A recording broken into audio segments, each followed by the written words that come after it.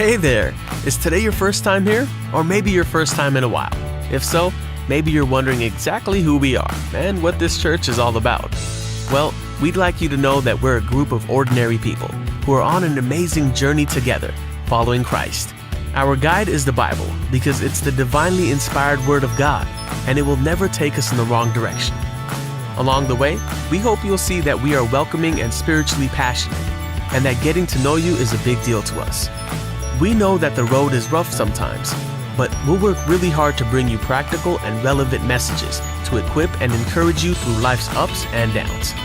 We want you to know that we care about this community, and we believe that it's our job to make it a better place. So, no matter who you are or where you've been, we're glad you're here with us today, and we hope that you'll join us on our journey, following Christ and living out His plan for us. So, welcome to church. प्रभु यीशु मसीह के मधुर नाम में मैं आप सबों का स्वागत करती हूँ। आज के इस दिन को परमेश्वर ने बनाया, हम इसमें अति आनंदित और मगन हैं। हम मिट नहीं गए, ये सब कुछ परमेश्वर की महाकरुणा का फल है और प्रत्येक भोर को उसकी करुणा हमारे जीवन में नई होती जाती है। आइए हम लोग आज की आराधना में जाएं। इससे पहले हम लोग परमेश्वर के वचन में से हम लोग पढ़ेंगे भजन संहिता उसका 150 पहला और दूसरा पद।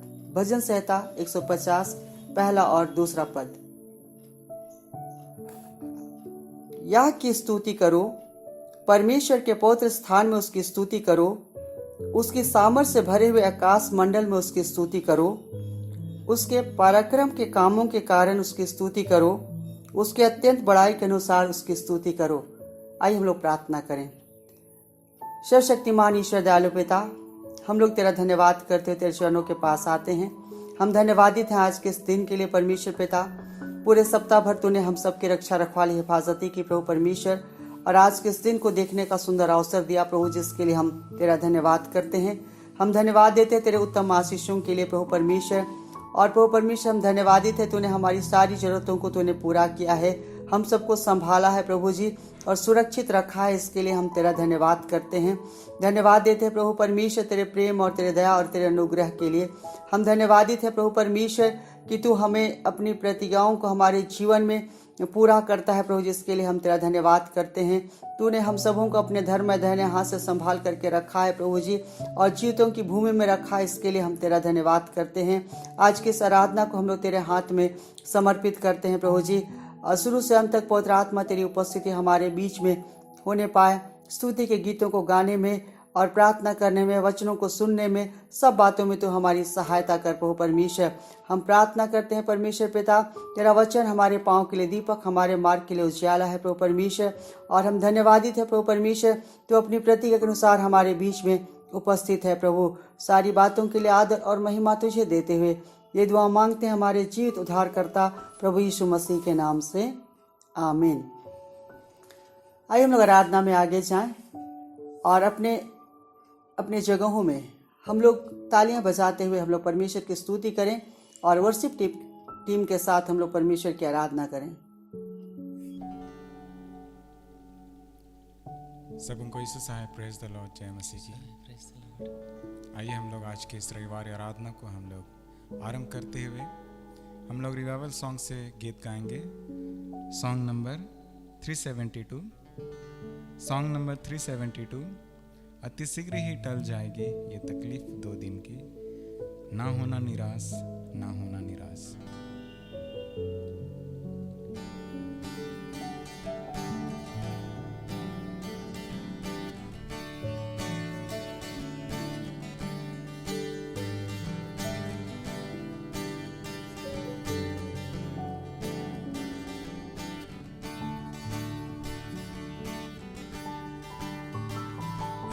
शीघ्र ही टल जाएगी ये तकलीफ 2 दिन की, अति शीघ्र ही टल जाएगी ये तकलीफ 2 दिन की। ना होना निराश, तुम ना होना निराश,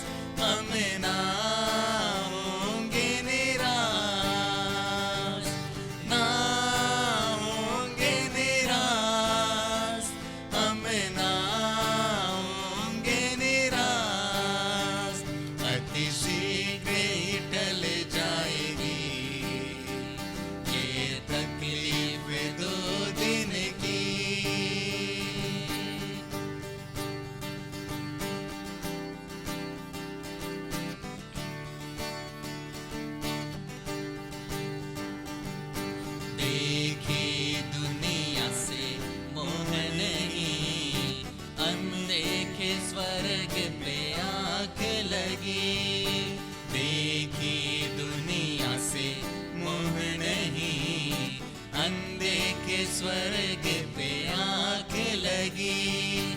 ना होंगे निराश, हम ना होंगे निराश, ना होंगे निराश, हम ना होंगे निराश। अति शीघ्र ही टल जाएगी ये तकलीफ 2 दिन की।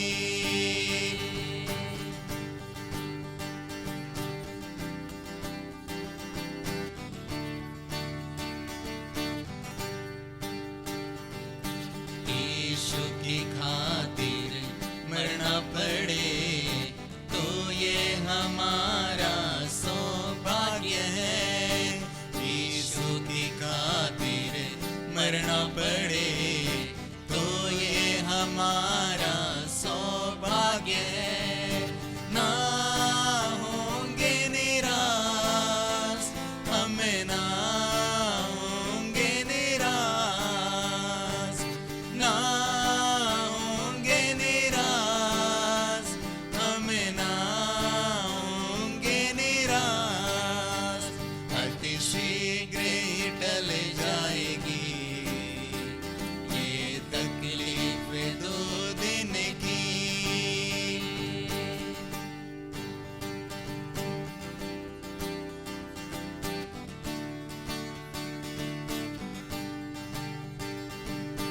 महाराजा यीशु आएंगे तब हम खुशियाँ मनाएंगे।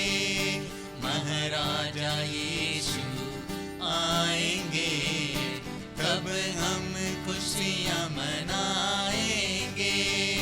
ना होंगे निराश, हम ना होंगे निराश, ना होंगे निराश, हम ना होंगे निराश। अति शीघ्र ही टल जाएगी ये तकलीफ 2 दिन की। अति शीघ्र ही टल जाएगी ये तकलीफ 2 दिन की।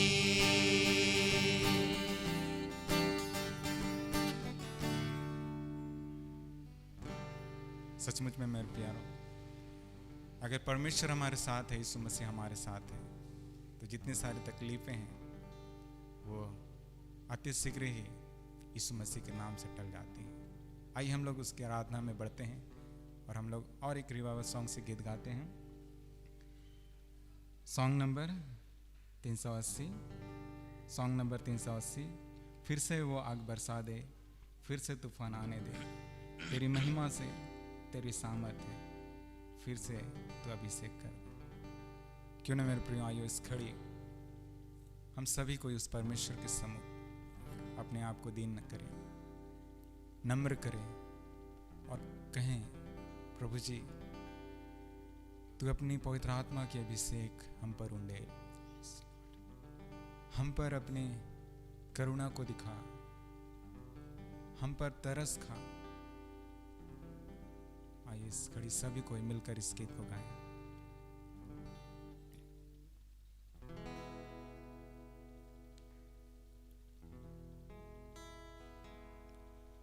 फिर से वो आगे बरसा दे, फिर से तूफान आने दे, तेरी महिमा से तेरे सामर्थ्य से फिर से तू अभिषेक कर दे।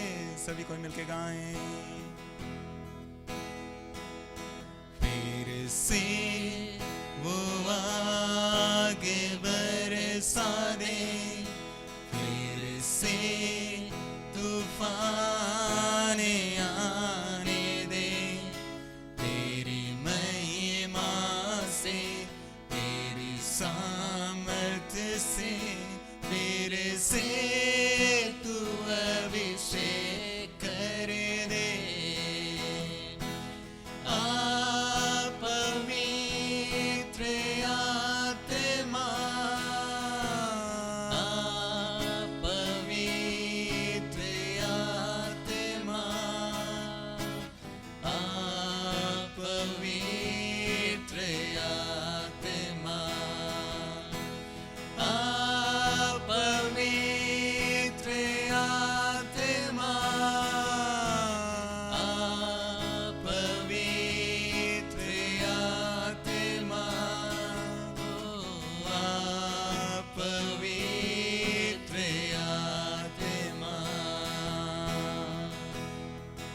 बहने दे उस हवा को, छू ले मेरे हर एक दिल को मेरे खुदा। करते हैं हम प्रार्थना तुझसे, ये हमारी विनती है मेरे खुदा। बहने दे उस हवा को, छू ले हर एक दिल को, तेरा दर्शन हमें मिले। करते हैं प्रार्थना तुझसे, बहने दे उस हवा को, छू ले हर एक दिल को, तेरा दर्शन हमें मिले। करते हैं प्रार्थना तुझसे, तेरी महिमा से, तेरी सामर्थ से, फिर से तू अभिषेक कर दे। तेरी महिमा से, तेरी सामर्थ से, फिर से तू अभिषेक कर दे। पवित्र आत्मा, सभी को मिलके गाएं। पवित्र आत्मा, पवित्र आत्मा, पवित्र आत्मा, पवित्र आत्मा, पवित्र आत्मा। हाँ मेरे खुदावन, तू हम हर एक के हृदय को तू बदल दे मेरे प्रभु जी। तू हम हर एक को उस आशीष से तू परिपूर्ण कर खुदावन, जो आपने हमारे लिए, हम हर एक मानव जाति के लिए आपने रखा है। यस लॉर्ड, तू बदल दे मेरे मन को, दे आशीष इस जीवन को, तेरी करुणा हम पे बरसे।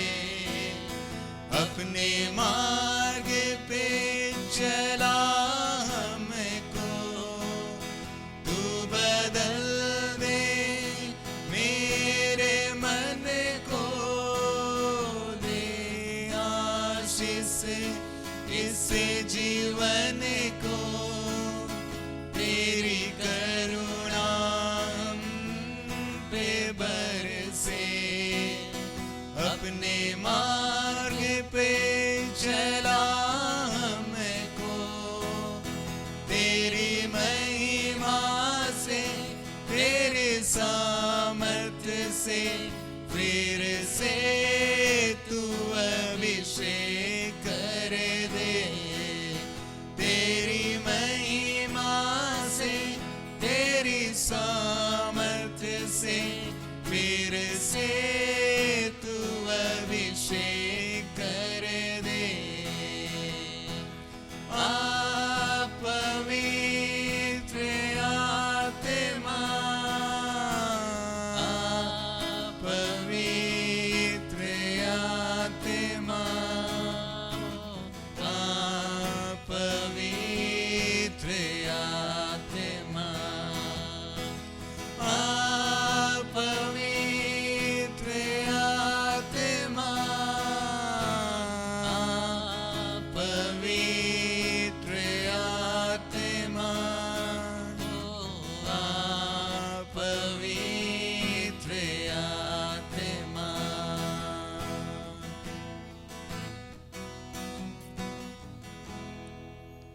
हाँ पवित्र आत्मा, तो इस घड़ी हम हर एक को छू ले मेरे पिता। तो इस घड़ी हम हर एक से तू बोल और बातचीत कर मेरे राजा। हाँ प्रभु जी, हम आपके पास आते हैं, हम आपके निकट आते हैं खुदावन। अपना सारा आदर, सारी महिमा हम आपको देते हैं खुदावन। होने दीजिए पिता परमेश्वर, आज के दिन तुम हर एक मानव जाति से तू बोल और बातचीत कर। हमें राजा, जितने लोग इस ऑनलाइन आराधना को देख रहे हैं पिता परमेश्वर, होने दे पिता परमेश्वर, जहां कहीं भी हैं, हर एक को पिता परमेश्वर तू अपने अभिषेक से भर, तू अपनी पवित्र आत्मा से तू भर दे मेरे प्रभु जी। और हर एक गिला सिकवा को पिता परमेश्वर तू हर एक मानव जाति के सर से तू हटा दे मेरे प्रभु जी। और हर एक को पिता परमेश्वर एक आशीषित वाला जीवन दे मेरे पिता। हाँ पिता परमेश्वर, हम प्रार्थना करते हैं पिता परमेश्वर, इस घड़ी जो भी वचन का बीज जब हर एक लोगों के बीच में पिता परमेश्वर बोया जाता है, हाँ पवित्र आत्मा तू आप हम हर एक प्रियजनों से आज के वचन से तू बोल और बातचीत कर। आज के वचन से पिता परमेश्वर तू हर एक लोगों को एक नई शिक्षा को दे पिता, कि हम इस लॉकडाउन में पिता परमेश्वर, जो पेंडेमिक में हम जी रहे हैं पिता परमेश्वर, हाँ प्रभु जी, हम हर एक लोग आपकी सुरक्षा में पाए जाने पाए। हाँ पिता परमेश्वर, होने दीजिए पिता, जब वचन का बीज बोया जाता है, पवित्र आत्मा तो हर एक के घरों में आप वास कीजिए, हर एक के इर्द गिर्द पिता परमेश्वर तो अपने स्वर्गदूतों की छानी को ले लिया पिता परमेश्वर, ताकि कोई भी भरमाने वाली बातें, कोई भी आशीष रोकने वाली बातें पिता परमेश्वर आपके लोगों तक पहुंचने ना पाए। वरन पिता परमेश्वर आपका जीवित वचन हर एक के जीवन में बोया जाने पाए। आप पिता सारी बातों के आपके हाथ में सौंपते हैं, दुआ मांगते हैं प्रभु यीशु ख्रिस्त के नाम से, दया सुनिए और स्वर्ग के राज्य में आप ग्रहण कीजिए। आमीन। हालेलुया। प्रभु परमेश्वर की स्तुति और उसकी प्रशंसा होने पाए। हमेशा की तरह इस बार फिर एक बार हमें प्रभु ने अवसर दिया कि हम लोग ऑनलाइन भिन्न भिन्न स्थानों से जुड़ करके प्रभु के वचनों का हम अध्ययन कर सके। पिछले बार हम लोग इफिसियों की पत्री में से कुछ बातों को सीख रहे थे, उसके बैकग्राउंड के बारे में, कि किन किन परिस्थितियों में किस रीति से प्रभु परमेश्वर के भक्त पौलुस प्रेरित के द्वारा इफिसियों की पत्री लिखा गया। परमेश्वर के आत्मा ने उसको प्रेरित किया कई बातों को, और उसको प्रकाशन के रूप में प्रदान किया, और जिसको कि उसने इफिसियों की पत्री के रूप में लिखा। पिछले संदेश में हमने सीखा कि इफिसियों की पत्री का थीम ही है कि मसीह यीशु में विश्वासियों के लिए उपलब्ध आशीषें, मसीह यीशु में विश्वासियों के लिए उपलब्ध आशीषें। इफिसियों की पत्री एक अध्याय उसका 3 में लिखा हुआ है, हमारे प्रभु यीशु मसीह के परमेश्वर और पिता का धन्यवाद हो कि उसने हमें मसीह में स्वर्गीय स्थानों में सब प्रकार की आशीषें दी है। इफिसियों 1:3। तो वैसे मसीही दौड़ में दौड़ने और विजयी होने के लिए यह अति आवश्यक है कि हम अपने संसाधनों के बारे में जानें कि परमेश्वर हमें किन किन साधनों को हमारे लिए उसने उपलब्ध किया, और परमेश्वर के सम्मुख हम अपने पोजीशन को हम जाने कि हमें क्या विरासत के रूप में परमेश्वर ने किन चीजों को दिया और हमें कौन सा अधिकार दिया, किन बातों का उसने प्रतिज्ञा किया। अन्यथा हम अपने सीमित साधनों पर ही निर्भर रहेंगे। और जैसे पिछले बार हम लोग सीख रहे थे, एक महिला हेती ग्रीन जो बेशुमार धन की मालकिन थी, लेकिन अति दरिद्र अवस्था में उसकी मृत्यु हो गई। तो हम भी एक मसीही होने के बावजूद भी हम आत्मिक दरिद्रता में हम जीवन बिताएंगे। यही कारण है कि वचन कहता है होसी की पुस्तक 4 अध्याय का 6 पद में, मेरे ज्ञान के ना होने से मेरी प्रजा नाश हो गई।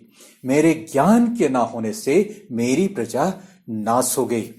बहुत लोग कई प्रकार के चिन्ह चमत्कारों के पीछे लगे रहते हैं, कई प्रकार के प्रकाशनों के पीछे लगे रहते हैं। उनका अपना अपना महत्व है, लेकिन परमेश्वर का वचन का ज्ञान का महत्व अलग है। और प्रभु का वचन कहता है, मेरे ज्ञान के ना होने से मेरी प्रजा नाश हुई जाती है। इसलिए अति आवश्यक है कि हम परमेश्वर के वचन का ज्ञान प्राप्त करें, उसके आशीषों में बढ़े, क्योंकि परमेश्वर का वचन ही हमें हमारे बारे में भी बताता है कि परमेश्वर के सामने हम किस पोजीशन में हम खड़े रह सकते हैं, हमारा वहां पर क्या अधिकार है, क्या आशीषें हमें प्रभु ने दी है। तो आशीषों को प्रदान करने में पिता परमेश्वर की भूमिका है, पुत्र परमेश्वर की भूमिका है और पवित्र आत्मा परमेश्वर की भूमिका है। इसको यदि मैं पढ़ देना चाहता हूं 6 से लेकर कुछ पदों तक, इफिसियों की पत्री उसका 1 अध्याय, इफिसियों की पत्री 1 अध्याय उसका 4 से लेकर कुछ पदों तक। 4 में लिखा है, जैसा उसने हमें जगत की उत्पत्ति से पहले से उसमें चुन लिया कि हम उसके निकट प्रेम में पवित्र और निर्दोष हों, और अपनी इच्छा के भले अभिप्राय के अनुसार हमें उसने अपने लिए पहले से ठहराया कि यीशु मसीह के द्वारा हम उसके लेपालक पुत्र हों, कि उसके उस अनुग्रह की महिमा की स्तुति हो जिसे उसने हमें उस प्रिय में सेंतमेंत दिया। हमको उसमें उसके लहू के द्वारा छुटकारा अर्थात अपराधों की क्षमा उसके उस लहू के धन के उसके उस अनुग्रह के धन के अनुसार मिला है। आइए प्रभु परमेश्वर के इस वचन पर कुछ बातों को हम देखें। परमेश्वर ने हम त्रिएक परमेश्वर पर विश्वास करते हैं और हमें इन आशीषों को देने के लिए पिता परमेश्वर, पुत्र परमेश्वर और पवित्र आत्मा परमेश्वर का भूमिका है। आइए अब हम लोग देखें कि किस रीति से परमेश्वर ने हमें आशीषें दिया। इफिसियों 1 अध्याय का 4 में लिखा है, उसने हमें जगत की उत्पत्ति से पहले उसमें चुन लिया, यानी यीशु मसीह में परमेश्वर पिता परमेश्वर ने हमें चुन लिया ताकि हम उसमें होकर के उसके निकट हम प्रेम में पवित्र बने, निर्दोष बने और हम उसके संतान कहलाएं। इसको इंग्लिश में प्रीडिस्टाइन्ड बाय गॉड कहते हैं। प्रीडिस्टिनेशन यानी पहले ही, हमारे पैदाइश के पहले, इस सृष्टि की रचना के पहले और सब कुछ के रचना के पहले ही परमेश्वर ने हमें चुन लिया कि हम उसके संतान कहलाएं, उसके आशीषों के भागीदार हो जाएं। लेकिन ऐसे ही नहीं, उसने हमें मसीह यीशु में चुन लिया। तो ये अद्भुत बात है और इस बात को समझना थोड़ा सा कठिन भी है कि परमेश्वर ने हमें जगत की उत्पत्ति से पहले से चुन लिया। इसको कुछ लोग ऐसा समझते हैं कि उनके विचार के अनुसार कि परमेश्वर तब तो कुछ लोगों को अपने आशीषों के लिए चुना, अपने संतान होने के लिए चुना और अनंत जीवन के लिए चुना, और कुछ लोगों को हो सकता है परमेश्वर ने पहले से चुन लिया कि वो आशीष ना पाए, वो नाश हो जाए और वो लोग नाश हो जाए। लेकिन दरअसल ऐसी बात नहीं। यदि इसको अच्छी तरह से हम लोग मेडिटेट करें तो यहां पर क्या है, दरअसल आपकी मंजिल को परमेश्वर ने पहले से तय किया है। आपका मंजिल परमेश्वर के द्वारा जगत की उत्पत्ति के पहले से तय किया गया है, किंतु उसका पूरा होना आपके इस धरती पर के जीवन के समय आप क्या फैसला करते हैं उसके द्वारा निर्धारित होता है। फिर एक बार, परमेश्वर के द्वारा आपका मंजिल पहले से तय किया गया, किंतु उसका पूरा होना आपके फैसले के द्वारा निर्धारित होता है। इसका अर्थ यह है कि परमेश्वर ने आपके जीवन को पहले ही पूरा कर दिया, कंप्लीट कर दिया। आपके जीवन पर उसने पूरा पुस्तक ही लिख दिया, लेकिन इसका अंतिम परिणाम आपके फैसले तय करते हैं कि आप सही फैसले लेते हैं या गलत फैसले। इसको हम लोग इस रीति से समझने का यत्न करते हैं। जैसे एक लड़का है, वो विद्यार्थी है, उसके माता पिता उन्होंने उसको बेस्ट कॉलेज की पढ़ाई का सारा इंतजाम कर दिया। अच्छे से अच्छे कॉलेज में पढ़ाई करने का उन्होंने इंतजाम कर दिया, फीस भी उन्होंने चुका दिया। उसके अलावे जितने भी खर्चे होते हैं सब चीज का उन्होंने इंतजार कर दिया, क्योंकि उनको उसके माता पिता पहले ही से उसके डिग्री को वो लोग देखते हैं। उसके माता पिता उसकी डिग्री को पहले ही से, इससे पहले कि वो पढ़ाई उसने आरंभ किया, उन्होंने उसके डिग्री को देखा और इसीलिए उसके लिए सारा कुछ उन्होंने इंतजाम कर दिया। लेकिन वह लड़का बुरी संगति में पड़ गया और अपनी पढ़ाई को पूरा नहीं करता है। समय को यूं ही उसने बर्बाद कर दिया और अंत में ग्रेजुएट नहीं हो पाया। यहां पर बेटे के लिए माता पिता का फैसला या तो उनका उपाय उन्होंने पहले से मंजिल तय कर दिया, लेकिन वह बेटा ग्रेजुएट होगा या नहीं यह उस लड़के के फैसले और उसका चुनाव पर डिपेंड करता है। उसी प्रकार परमेश्वर ने पहले से हम सबों को ठहराया कि उसके संतान बने, उसके आशीषों के भागीदार बने, हम उसके अनंत जीवन में प्रवेश करें। लेकिन इस संबंध में परमेश्वर ने जैसा मनुष्य की सृष्टि उसने स्वतंत्र इच्छा शक्ति के साथ किया। लिखा हुआ है परमेश्वर के वचन में कि उसने कहा कि आओ मनुष्य को हम अपनी स्वरूप और समानता के अनुसार हम सृष्टि करें। मनुष्य को उसने अपने स्वरूप और समानता के अनुसार सृष्टि किया। परमेश्वर संप्रभुत्व संपन्न परमेश्वर है और उसने इस धरती का राज मनुष्य को दिया ताकि यह संप्रभुत्व शक्ति के साथ यहां पर वो राज करे। लेकिन यह चुनाव, ये स्वतंत्रता के साथ उसने चुनाव की स्वतंत्रता भी प्रदान किया है। और इस प्रकार परमेश्वर ने पहले से चुन लिया या ठहरा दिया। इसका अर्थ उसने कुछ लोगों को अपने लिए या आशीष पाने के लिए और कुछ लोगों को दंड पाने के लिए, ऐसा नहीं, लेकिन सबको आशीष पाने के लिए ठहराया।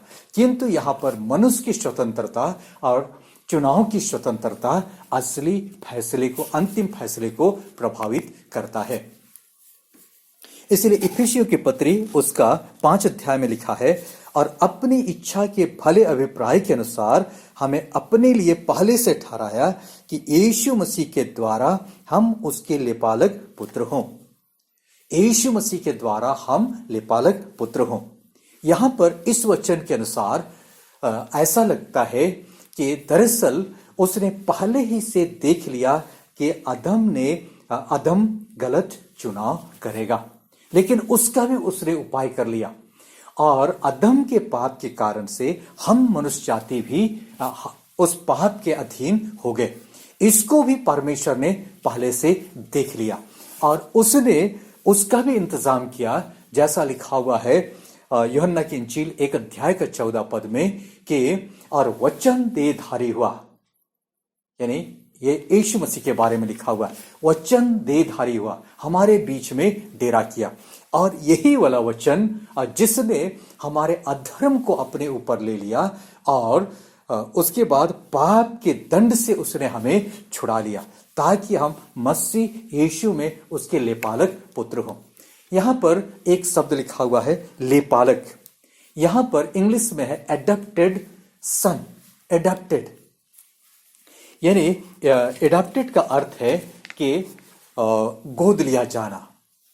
तो इसको हम लोग हमारे अभी वर्तमान हमारे समाज के यदि परंपरा के अनुसार देखेंगे तो किसी निसंतान दंपति एक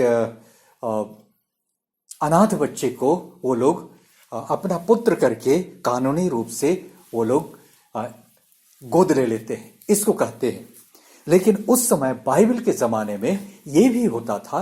उसके अलावे और एक बात होता था कि यदि अपना ही संतान है, अपना ही बेटा है, लेकिन एक सर्टेन उम्र तक, एक विशेष उम्र तक वो उसको इस परिवार का उत्तराधिकारी नहीं माना जाता था। तो एक निश्चित उम्र के बाद पिता इस बात का फैसला करता था कि अब वो बालिग हो गया और इस परिवार की जिम्मेदारी संभालने लायक हो गया। तब वो अपने रिश्तेदारों को बुलाता था और वहां भोज का आयोजन होता था और उस दिन सबके सामने इस बात का वो डिक्लेयर करता था, घोषणा करता था कि अब वो इस परिवार का उत्तराधिकारी हो गया। तो इसको भी बाइबल के जमाने में गोद लिया जाना कहते हैं, तो कहा जाता था और कहते हैं। तो उसके अनुसार जैसे इफिसियों 1 अध्याय और 5 पद को जिसको हमने पढ़ा, और अपनी इच्छा की सुमति के अनुसार हमें अपने लिए पहले से ठहराया कि यीशु मसीह के द्वारा हम उसके लेपालक पुत्र हो, उसके गोद लिए हुए पुत्र हो। यानी बाइबल के डिक्शनरी के अनुसार तो हम उसके पुत्र होने के नाते उसके आशीषों का, उसके परमेश्वर के रिचेस जिसको हम कह सकते हैं, उसके आशीषों का, उसके आत्मिक और सारे प्रकार के धन का हम अधिकारी हो जाए। तो इस रीति से परमेश्वर ने हमें गोद लिया यीशु मसीह के पर विश्वास करने के द्वारा हमें गोद लिया। यानी उसने अपना संतान होने का अधिकार हमें प्रदान किया, हमें उसके आशीषों का उत्तराधिकारी उसने ठहराया, और ये सब कुछ यीशु मसीह के द्वारा उसने पूरा किया। तो इस रीति से हमने देखा कि पिता परमेश्वर ने प्रभु यीशु मसीह के द्वारा उसने इस चीज को पूरा किया। दूसरी बात हम लोग सीखते हैं वो है इससे पवित्र आत्मा का भी इन्वॉल्वमेंट है। पवित्र आत्मा किस रीति से इन्वॉल्व है, इसको हम लोग आगे पढ़ते हैं 6 पद के आगे, कि उसके उस अनुग्रह की महिमा की स्तुति हो जिसे उसने हमें उस प्रिय में सेंत मेंत दिया। उस प्रिय में, हिंदी में ट्रांसलेशन उतना स्पष्ट नहीं लगता है, लेकिन इसका अर्थ क्या है उसका, उस प्रिय यानी यीशु मसीह, पिता का प्रिय यीशु पुत्र यीशु मसीह में हमें सेंत मेंत में दिया। यानी यहां पर पुत्र परमेश्वर का यहां पर जिक्र है, जिसे उसने सारे ज्ञान और समझ सहित हम पर बहुतायत से किया, क्योंकि उसने अपनी इच्छा का भेद उस भले अभिप्राय के अनुसार हमें बताया, जिससे उसने अपने आप में ठान लिया था कि समयों के पूरे होने पर ऐसा प्रबंध हो कि जो कुछ स्वर्ग में है और जो कुछ पृथ्वी पर है सब कुछ वह मसीह में एकत्र करे। तो जो कुछ स्वर्ग में है और जो कुछ इस धरती पर है और जिन चीजों को यहां तक कि अदम ने खोया, सब चीजों को मसीह यीशु में एकत्र करे। तो यहां पर पिता परमेश्वर ने जगत की उत्पत्ति से पहले उसने हमारे लिए यानी हमें चुन लिया, ही प्रीडिस्टाइन्ड, उसने पहले से चुन लिया और ठहरा लिया। अब यीशु मसीह में उसको उसने पूरा किया, वचन देह धारण किया, यीशु मसीह के रूप में आया, और जैसा प्रभु का वचन कहता है कि उसने हमारे पापों को उठा लिया, हमारे श्राप को उठा लिया, और ताकि हम श्राप के अधीन में ना रहे, ताकि हम पाप के अधीन में ना रहे, और उसने पाप के श्राप और उसके दंड को भी उसने उठा लिया, और सलीब पर उसने उसका कीमत चुका दिया, ताकि हम उससे स्वतंत्र हो जाए और उससे पूरी तरह से मुक्त हो जाए। तो यहां पर एक बात यहां पर हम लोग 7 पद में हम लोग पाते हैं कि हमको उसके लहू के द्वारा छुटकारा मिला। उसके लहू के द्वारा ही रिडीम्ड अस, उसने हमें छुटकारा प्रदान किया। तो छुटकारे की किसको आवश्यकता है? जो किसी चीज से बंधा हुआ है। हम पाप से बंधे हुए थे, यीशु मसीह इसलिए आया कि वो हमें छुटकारा प्रदान करे ताकि हम परमेश्वर के संतान ठहरे, उसके आशीषों के भागीदार बने। तो पाप के बंधन से, जैसे यूहन्ना 8:34 में लिखा है कि जो पाप करता है वो पाप का दास है। जो पाप करता है वो पाप का दास है। या दास शब्द के जगह पर इंग्लिश बाइबल में यदि हम लोग पढ़ेंगे वहां लिखा है स्लेव, यानी उस पाप का वो गुलाम है। और लिखा हुआ है उसी का 36 पद में कि यदि पुत्र तुम्हें स्वतंत्र करेगा तो तुम स्वतंत्र हो जाओगे। तो हम में से हर एक व्यक्ति जो पाप करता है, चाहे छोटा चाहे बड़ा, हम पाप के गुलाम के रूप में पाए जाते हैं। इसीलिए यीशु मसीह आया ताकि, यहां लिखा हुआ है यूहन्ना 8:36 में कि यदि पुत्र तुम्हें स्वतंत्र करेगा तो तुम स्वतंत्र हो जाओगे। यीशु मसीह हमें स्वतंत्र करने के लिए आया। और इन चीजों को हम लोग पाते हैं जैसे रोमियो 7:14 में कि वहां पौलुस कहता है मैं पाप के हाथ में बिका हुआ हूं। यानी हम बिक से गए थे। जैसे अदम ने एक्चुअल में ये सृष्टि अदम को दिया गया था कि वो राज करे इस धरती पर, लेकिन शैतान के बहकावे में आकर के इसको उसने शैतान के हाथ में दे दिया।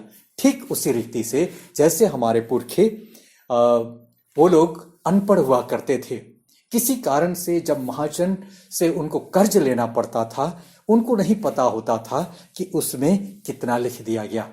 छल के साथ जैसे 100 रुपया भी उसने कर्ज लिया तो वहां कई जीरो बैठा दिए जाते थे। तब इस कर्ज को भरते भरते पीढ़ी दर पीढ़ी वो लोग उस साहूकार के गुलाम हो जाया करते थे। ठीक वैसे शैतान के छल में आकर के अदम ने ये अधिकार, ये आशीषें और इस धरती पर जो परमेश्वर ने उसको राज करने के लिए ठहराया था, उस चीज को खो दिया। पाप आया, श्राप आया, मृत्यु ने हम पर राज किया। लेकिन इस चीज को जैसे उस महाजन के हाथ से कब वो व्यक्ति छुटकारा पा सकता है? उसके विरुद्ध में, यानी जो कुछ भी लेख लिखा हुआ है, चाहे जिस किसी भी रीति से, वो जब तक ना चुका दिया जाए कानूनन वो उसका गुलाम है। ठीक उसी रीति से हमारे विरुद्ध में यह अनंत मृत्यु लिखा हुआ था। यीशु मसीह आया और हम लोगों को उससे छुटकारा प्रदान किया। तो उसके आगे लिखा हुआ है जैसे पहला पत्रस 1:18-19 में कि तुम्हारा छुटकारा सोने चांदी और इस प्रकार नासमान वस्तुओं से नहीं, लेकिन निर्दोष मेमने के लहू के द्वारा हुआ। यानी पाप की मजदूरी मृत्यु है, इसलिए यीशु मसीह ने हमारे और आपके पापों के लिए उसने अपना प्राण दे दिया, लहू बहा दिया, ताकि हम उससे छुटकारा पा सके। तो जैसे प्रकाशित वाक्य में उसका 5 अध्याय उसका 9 से आगे 9 पद में, प्रकाशित वाक्य 5 अध्याय उसका 9 पद में भी लिखा हुआ है कि एक बड़ी भीड़ को उसने देखा और वे लोग परमेश्वर की स्तुति में ये गीत गाने लगे कि तू इस पुस्तक को लेने और उसकी मुहरें खोलने की योग्य है, क्योंकि तूने बद्ध होकर अपने लहू से हर एक कुल और भाषा और लोग और जाति में से परमेश्वर के लिए लोगों को मोल ले लिया है। हर एक कुल, जाति और भाषा में से तूने परमेश्वर के लिए सब लोगों को मोल लिया, यानी खरीद लिया। तो वापस खरीद लिया, कीमत उसने चुका दिया और हमें उसने स्वतंत्र कर दिया। तब परमेश्वर के वचन में, जैसे इफिसियों के पत्री उसका जिसमें 7 और 8 में हम लोग पढ़ रहे थे, यहाँ पर जो बातें लिखी है, हमको उसमें उसके लहू के द्वारा छुटकारा अर्थात पापों अपराधों की क्षमा उसके उस अनुग्रह के धन के अनुसार मिला। हम लोग यानी ये भी परमेश्वर की आशीष है कि हम क्षमा पाए हुए लोग हैं। हमारे जीवन भर के हर गुनाह से उसने हमें मुक्त कर दिया। अब आवश्यकता है कि हम एक नए जीवन की सी चाल चले। प्रभु परमेश्वर का वचन कहता है कि हम नए जीवन की सी चाल चले। इसीलिए पौलुस कहता है कि मैं तो मर गया, मसीह मुझ में जीवित है। कभी कभी आप लोग किसी घर परिवार में जब उनका झगड़ा बहुत सीवियर हो जाता है, तेज हो जाता है और वो लोग किसी समझौते पर नहीं आते हैं, तब कभी कभी उस घर के लोग कहते हैं ठीक है, आज के बाद से तुम हमारे लिए मर गया और हम तुम्हारे लिए मर गए। दरअसल जब प्रभु यीशु मसीह ने हमें पाप से छुड़ाया, पाप से हमें बचा लिया, तो हम पाप के लिए मर गए। जो चीजें हमें अच्छी लगती थी अब हम मर गए। अब उसमें फिर उसके लिए नहीं, पाप हमारे लिए मर गया, पाप के लिए हम मर गए। अब उसके साथ हमारा कोई नाता रिश्ता या कोई वास्ता नहीं होने की आवश्यकता है। इसीलिए तभी जैसा हमने पढ़ा शुरुआत में 4 में लिखा है, ताकि हम उसके निकट प्रेम में पवित्र और निर्दोष हों। हमें इसलिए चुना गया ताकि हम प्रभु में हम पवित्र बने और निर्दोष बने। और तीतुस की पत्री 3 अध्याय 3 से 7 में लिखा हुआ है कि हम धर्मी भी ठहराए गए यीशु मसीह के द्वारा। शुरुआत में हमने सीखा कि पिता परमेश्वर ने हमें जगत के पहले से हमारे लिए सब कुछ ठहरा दिया, लेकिन आदम में सब कुछ गड़बड़ हो गया। तब यीशु मसीह यानी पुत्र परमेश्वर में फिर से वो सारा चीज रिस्टोर किया गया, ताकि हम पहले वाले अवस्था में उसके पुत्र होने की समानता में, उसके संतान होने की समानता में, उसके जीवन की समानता में हम फिर से आ जाएं। तो इसलिए आइए, अब हमें आवश्यकता है कि हम अब पाप के लिए जब हम मर गए तो अब हमें उसमें फिर से जीवन बिताने की आवश्यकता नहीं है। तीसरी बात जो हम लोग सीख रहे थे और वो है पवित्र आत्मा। पवित्र आत्मा ने भी हमें परमेश्वर के आशीषों के लिए उसका भी रोल है, और इसको हम लोग पाते हैं 13 से 14 पद में। यहां लिखा है, और उसी में तुम पर भी जब तुमने सत्य का वचन सुना जो तुम्हारे उद्धार का सुसमाचार है, और जिस पर तुमने विश्वास किया, प्रतिज्ञा किए हुए पवित्र आत्मा की छाप लगी। वह उसके मोल लिए हुओं के छुटकारे के लिए हमारी मिरास का बयाना है कि उसकी महिमा की स्तुति हो। यहां पर हिंदी का ट्रांसलेशन ये जो कुछ शब्द इस्तेमाल किए गए हैं जो पुराने समय में जो इस्तेमाल होते थे वो शब्द है जो कि इन दिनों प्रचलन में वो सब नहीं है। जैसे यहां पर लिखा हुआ है कि और उसी में तुम पर भी जब तुमने सत्य का वचन सुना जो तुम्हारे उद्धार का समाचार है, और जिस पर तुमने विश्वास किया, प्रतिज्ञा किए हुए पवित्र आत्मा की छाप पड़ी। पवित्र आत्मा की छाप पहले जमाने में जब राजा महाराजा हुआ करते थे, उनके घोषणा पत्र पर चाहे किसी भी चिट्ठी पर अंगूठी का उनका छाप दे दिया जाता था। तो तब वो राजकीय हो जाता था, राजकीय आदेश हो जाता था, और सरकार की तरफ से उसमें उसका एक ऑथेंटिक हो जाता था। ठीक उसी रीति से हम एक को पवित्र आत्मा दिया गया। आजकल उसी का दूसरा रूप है मुहर लगाया जाना। यानी पवित्र आत्मा जब हमें दिया गया तो परमेश्वर ने हम पर अपना मुहर लगा दिया। कि हम उसके संतान बने, हम उसके आशीषों के भागीदार बने, हम उसके अनंत जीवन के भागीदार बन सके। तो उसने हमें सील कर दिया, उसने हमें मुहरबंद कर दिया, ताकि इसमें किसी प्रकार का फेरबदल नहीं किया जा सकता है। तो आगे लिखा है, और जिस पर तुमने विश्वास किया अर्थात पवित्र किए हुए पवित्र आत्मा की छाप लगी, वह उसके मोल लिए हुओं के छुटकारे के लिए हमारी मिरास का बयाना है।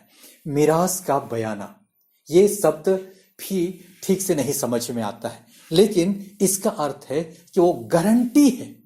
यदि अभी भी गवर्नमेंट ने यदि किसी आदेश पत्र पर या तो किसी योजना पर उसका मुहर लग जाता है तो वो एक गारंटी हो जाता है। ठीक वैसे ही पवित्र आत्मा का दिया जाना, पवित्र आत्मा का हमारे जीवन में रहना, ये एक्चुअल में प्रभु के आशीषों का ये गारंटी है। तो जैसे रोमियो की पुस्तक 6 अध्याय का 16 में भी लिखा है, आत्मा आप ही हमारी आत्मा के साथ गवाही देता है। आत्मा भी आप हमारी आत्मा के साथ गवाही देता है कि हम उसके लेपालक पुत्र हैं। और उसका 8:9 में भी लिखा हुआ है, जब परमेश्वर का आत्मा तुम में बसता है तो तुम शारीरिक दशा में नहीं लेकिन आत्मिक दशा में। एक्चुअल में हम आत्मा हैं जिन्हें ये संसारिक चोला पहनाया गया है, जो थोड़े दिन का है, एक निश्चित समय के लिए है। तो हम एक्चुअल में आत्मिक व्यक्ति हैं। तो पवित्र आत्मा जब हमें दिया गया, हम में पवित्र आत्मा वास करता है, हम में वो मुहर लगा दिया गया। अब हम शारीरिक दशा में नहीं हैं लेकिन आत्मिक दशा में हैं। इसलिए हम नए जीवन की सी चाल चले, आत्मा के अनुसार जीवन बिताएं, ताकि शरीर की लालसाओं को किसी रीति से हम पूरा ना करें। और जैसे वचन कहता है कि हम प्रतिदिन रोज दिन हम अंश अंश करके उसके तेजोमय दशा में, उसके पवित्रता में, उसके समानता में निरंतर बदलते जाएं। ये 1 दिन 2 दिन की प्रक्रिया नहीं, लेकिन ये प्रक्रिया है जो जीवन भर चलने वाला प्रक्रिया है। जब परमेश्वर ने हम पर पवित्र आत्मा की छाप लगा दी, तो आइए हम लोग प्रभु में निरंतर बढ़ते जाएं, दिन प्रतिदिन उसके स्वरूप में बदलते जाएं। इसके लिए मैं पढ़ देना चाहता हूं इफिसियों की पत्री 5 अध्याय उसका 14 पद से आगे। इस प्रकार लिखा है, इस कारण वह कहता है, हे सोने वाले जाग और मुर्दों में से जी उठ, तो मसीह की ज्योति तुझ पर चमकेगी।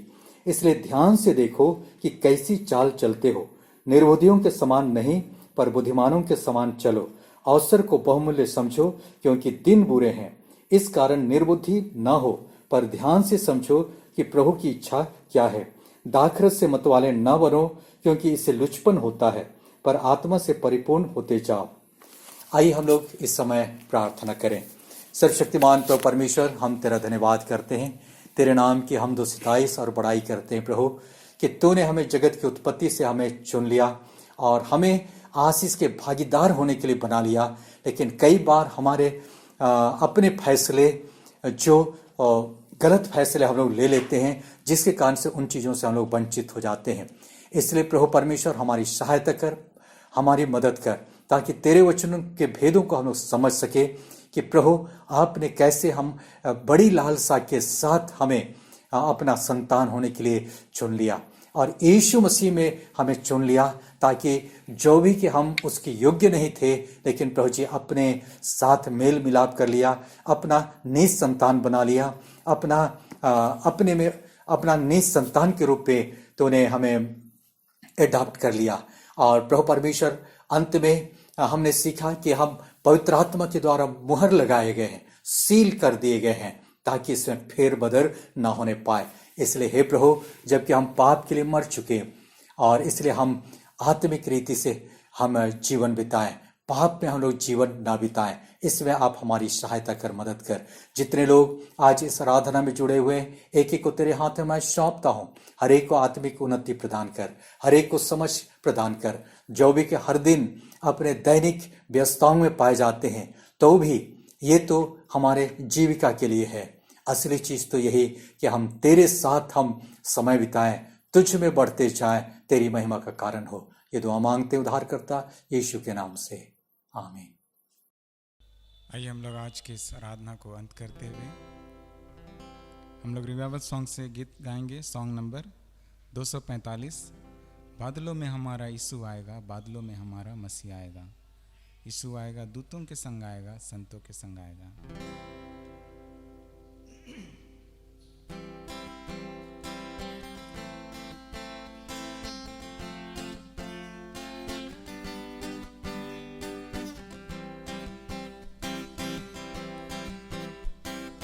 बादलों में हमारा यीशु आएगा, बादलों में हमारा मसीह आएगा, यीशु आएगा। बादलों में हमारा यीशु आएगा, बादलों में हमारा मसीह आएगा, यीशु आएगा। दूतों के संग आएगा, संतों के संग आएगा, दूतों के संग आएगा, संतों के संग आएगा। बादलों में हमारा यीशु आएगा, बादलों में हमारा मसीह आएगा, यीशु आएगा।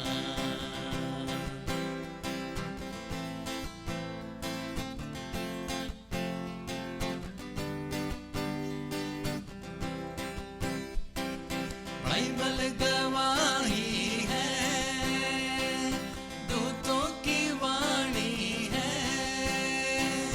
बाइबल गवाही है, दूतों की वाणी है। जिस तरह यीशु ऊपर गया है, उसी तरह आएगा। जिस तरह यीशु ऊपर गया है, उसी तरह आएगा। बादलों में हमारा यीशु आएगा, बादलों में हमारा मसीह आएगा, यीशु आएगा।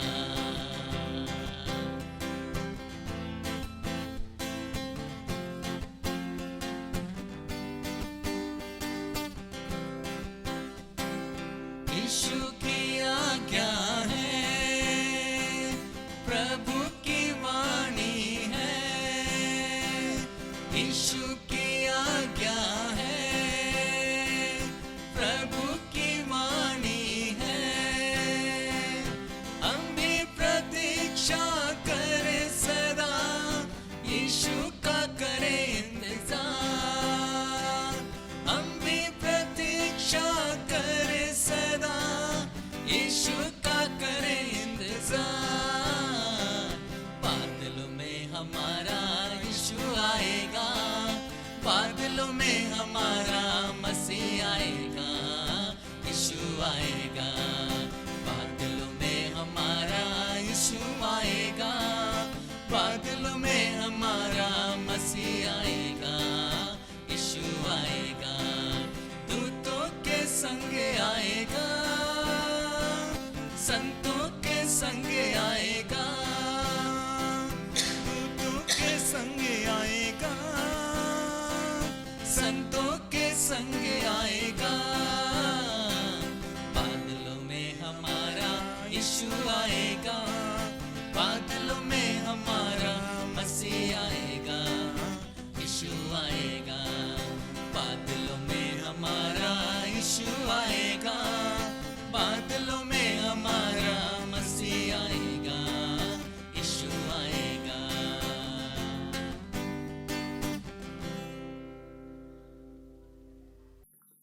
आइए हम लोग प्रार्थना करें।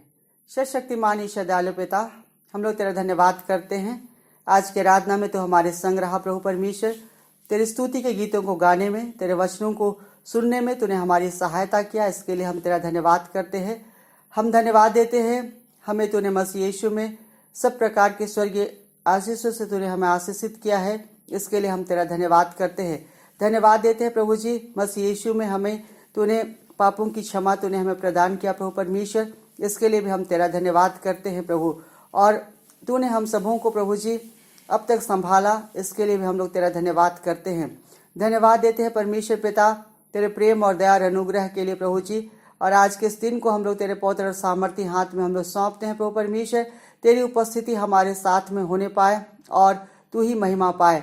इस जीवन की यात्रा में तो हमारे संग चल प्रभु परमेश्वर और हमारी अगुवाई कर प्रभु जी। और जिस मार्ग में हमें चलना है उसी मार्ग में हमें आगे लिए चल प्रभु। हम धन्यवाद देते हैं परमेश्वर पिता। हम हर एक के लिए प्रार्थना करते हैं प्रभु जी। हर एक को तू बहुत आया से तो आशीषित कर परमेश्वर पिता, और हर एक के परिवार पर तेरी आशीष होने पाए। यदि कोई किसी प्रकार की आवश्यकता में है तो उनकी आवश्यकताओं को तो पूरा कर प्रभु परमेश्वर। और हर एक की शारीरिक आत्मिक लौकिक आवश्यकताओं को तू ही पूरा कर प्रभु परमेश्वर। और हर एक के परिवार का संचालन तेरे हाथ में सौंप देते हैं प्रभु जी। हम प्रार्थना करते हैं प्रभु जी, यदि कोई बीमार है प्रभु तो उनको तू चंगाई दे। और विशेषकर इन दिनों कोविड-19 से जितने लोग ग्रसित हैं उनके लिए मेरी प्रार्थना है प्रभु जी। उनको प्रभु परमेश्वर तू इस वायरस से तू ही उनको छुटकारा प्रदान कर और उनको तू चंगाई दे। और प्रभु परमेश्वर हमारी यही प्रार्थना है, नए लोग संक्रमित ना होने पाए। और जितने डॉक्टर्स नर्सेस हैं, जितने लोग सेवा कर रहे हैं प्रभु जी, उनको तेरे हाथ में समर्पित करते हैं। उन्हें तू अपने आँख की पुतली की नए अपनी सुरक्षा प्रदान कर और वो लोग प्रभु परमेश्वर लोगों की सेवा कर सके प्रभु जी, और लोग चंगाई को प्राप्त करें और हम सब उसके द्वारा भी तेरे नाम की महिमा कर सके। हम लोग दुआ करते हैं प्रभु जी, हमारे जितने अधिकारी गण हैं उनको तेरे हाथ में सौंपते हैं प्रभु परमेश्वर। ऐसे पैंडेमिक समय में प्रभु जी जो भी निर्णय लेते हैं प्रभु जी वो तेरी ओर से होने पाए। और हर एक लोगों की तो अगुवाई कर प्रभु परमेश्वर कि धर्म और न्याय से देश का संचालन करे प्रभु परमेश्वर और तेरी महिमा होने पाए। हम प्रार्थना करते हैं प्रभु जी, जितने तेरे दास दासी लोग तेरी सेवा करते हैं प्रभु जी, ऐसे कठिन समय में प्रभु परमेश्वर यहोवा इरे होकर के उनके लिए सारी आवश्यकताओं को तू ही पूरा कर प्रभु परमेश्वर। और तू ही प्रभु जी हर एक के परिवार को संभाल और बहुत ऐसे तो आशीष दे प्रभु जी। हम प्रार्थना करते हैं प्रभु जी, तेरे दया उपकारों को स्मरण करते हुए जो भी हमने दान अर्पित किया है प्रभु जी उसको तेरे हाथ में समर्पित करते हैं प्रभु परमेश्वर। आशीषित कर प्रभु जी, तेरे राज की बढ़ती के काम आने पाए, सेवकाई की सारी जरूरतें पूरी की जाए और प्रभु परमेश्वर हमारे जीवनों के द्वारा तू महिमा पाए। सब बातों के लिए आदर और महिमा तुझे देते हुए ये दुआ मांगते हैं हमारे जीवित उद्धारकर्ता प्रभु यीशु मसीह के नाम से, आमीन। अनुग्रह वचन एक साथ बोलेंगे। और हमारे प्रभु यीशु ख्रिस्ट का अनुग्रह, यीशु पिता का प्रेम, पवित्र आत्मा की सहभागिता हम सबों के साथ सर्वदा रहे, आमीन।